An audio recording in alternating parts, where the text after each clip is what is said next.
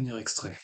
Vous, ce que vous nous dites finalement, c'est pas qu'il faut changer de monnaie, qu'il faut vraiment tout transformer, c'est qu'il faut modifier en rajoutant donc un nouveau mode d'émission. Mmh. Est-ce que ça, c'est possible dans le cadre des institutions européennes actuelles? Parce que nous, on n'est pas que la France, on peut pas juste faire les trucs de notre côté. Ça se fait dans le cadre de la zone euro. Oui, dans le cadre de la zone euro, effectivement. Là, il y a un débat. Bon, en fait, techniquement, c'est possible grâce, je dirais, à une espèce de vide juridique. C'est-à-dire que les traités européens interdisent, c'est l'article 123 du traité du TFUE, le traité sur le fonctionnement de l'Union européenne, qui va interdire aux banques centrales de faire des prêts aux États, c'est-à-dire voilà, des découverts, des crédits ou d'acquérir tous les instruments de leur dette. Bon. Ça interdit aux banques centrales de faire. Déjà, bon, ça se faisait avant, hein, ça a été interdit, mais voilà. Bon, mais on pourrait du coup revenir sur cette interdiction, mais ça demanderait de changer les traités, ce serait compliqué. Nous, mais Là, dans les traités, ça permet d'avoir la corde de rappel des marchés financiers qui vont éviter le financement excessif des États. Parce que d'ailleurs, pour rappel, le financement excessif de l'État, ça facilite également la guerre. Puisqu'avec plein d'argent à pas cher, ils peuvent forcément acheter pas mal.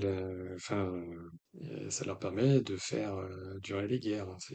D'ailleurs, c'est pour cela que lors de la Première Guerre mondiale, très tôt, il me semble que c'était fin 14, fin 1914, la quasi-totalité, enfin en tout cas pour le cas de la France, on avait démonétisé l'or pour se concentrer uniquement sur les billets et il fallait rapporter l'or à l'État français pour pouvoir financer la guerre. Et puis c'est pas revenu tout de suite. C'est ensuite le réadossement du franc sur l'or, c'est remis dans les années 20 avec le franc Poincaré. Puis finalement, en fait, puis une fois que ça a été fait, à la sortie de la Seconde Guerre mondiale, on est resté sur ce chemin-là on arrête d'avoir des monnaies basées sur des métaux précieux. Ça a d'abord commencé le dollar qui servait d'intermédiaire unique face à l'or. Puis ensuite, en 71, l'abandon de ce système où là, on est resté sur de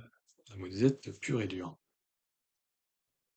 essayer de développer une version de notre proposition qui soit une version à minima, c'est pas le plan idéal, mais enfin le plan B pour être compatible avec les traités si on n'arrive pas à les changer en se mettant dans les interstices du traité. Parce que l'article 123 interdit des prêts aux États, mais interdit pas des dons monétaires.